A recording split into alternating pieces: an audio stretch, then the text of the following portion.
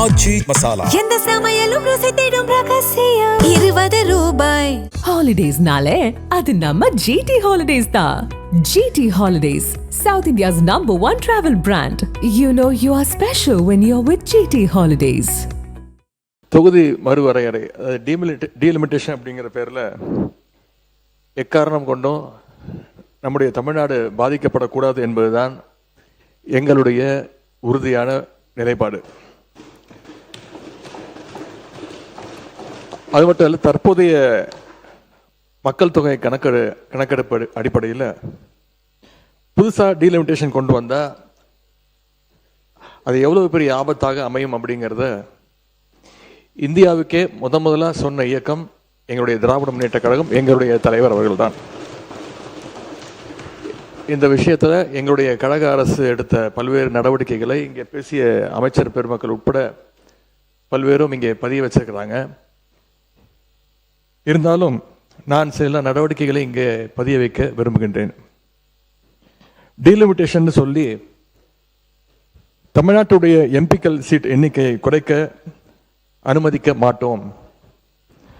தமிழ்நாட்டுக்கு தற்போதுள்ள ரெப்ரசன்டேஷன் விதிகாச்சாரம் குறையக்கூடாதுன்னு இதே சட்டமன்றத்தில் 2024 ஆண்டு பிப்ரவரி மாதம் அன்றே தீர்மானத்தை நிறைவேற்றியவர் எங்களுடைய கழக தலைவர் அவர்கள், அப்போதைய முதலமைச்சர் அவர்கள்.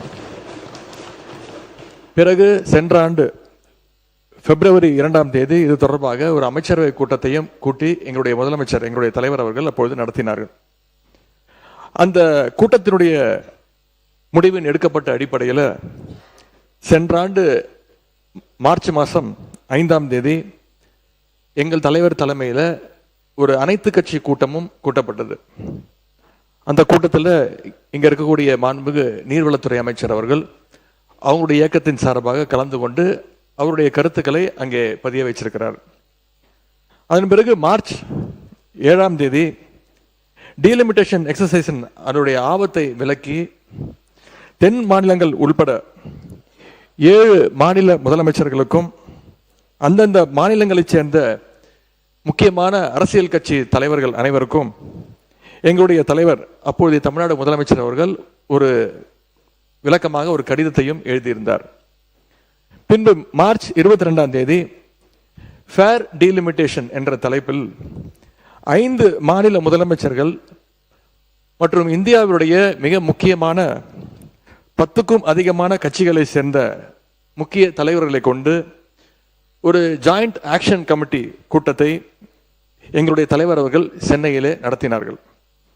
அந்த கூட்டத்தில் இந்த டீலிமிட்டேஷனுடைய பாதிப்புகளை நான் தான் பிரசன்டேஷனாக கொடுத்தேன். 2026 மக்கள் தொகை அடிப்படையில் எம்பி தொகுதிகளை நிர்ணயித்தால் தென் மாநிலங்களுடைய எம்பிக்கள் தொகுதிகளுடைய எண்ணிக்கை குறைந்துவிடும். அதே நேரம் மக்கள் தொகையை கட்டுப்படுத்தாத வட மாநிலங்கள் அவங்களுடைய எம்பிக்கள் தொகுதிகள் அதிகரித்துவிடும். எனவே தொகுதி மறுவரை திட்டத்தை, இந்த டீலிமிட்டேஷன் ப்ராசஸை அடுத்த 25 ஆண்டுகளுக்கு நடத்தக்கூடாது, நிறுத்தி வைக்க வேண்டும். 1971 சென்சஸின் படியே மக்களவை தொகுதிகள் தொடர வேண்டும் அப்படின்னு அந்த பிரசன்டேஷன்ல நான் தான் விளக்கி கூறினேன். அதுவே அந்த ஜாயிண்ட் ஆக்ஷன் கமிட்டி கூட்டத்தில் முக்கிய முடிவாக எடுக்கப்பட்டது. இதை அடுத்து அந்த கூட்டத்தில் எடுக்கப்பட்ட முடிவை எங்களுடைய தலைவர் அவர்கள், அப்போதைய முதலமைச்சர் அவர்கள் மார்ச் 24 இதே சட்டமன்றத்தில் விளக்கி கூறினார்கள். இந்த ஆண்டு ஏப்ரல் 16 அந்த மசோதாவுடைய நகலை தமிழ்நாடு எங்கும் எரிச்சு எங்களுடைய எதிர்ப்பை நாங்கள் வெளிக்காட்டினோம். எங்கள் தலைவர் அவர்களே, அப்பொழுது முதலமைச்சர் அவர்கள், எங்களுடைய தலைவர் அவர்களே அந்த போராட்டத்தில் கலந்து கொண்டு அந்த டீலிமிட்டேஷன் மசோதாவை எரித்தார்கள். அந்த மசோதா தோற்கடிக்கப்பட்டதை இந்த தீர்மானத்தில் இந்த அரசு குறிப்பிட்டிருக்கு.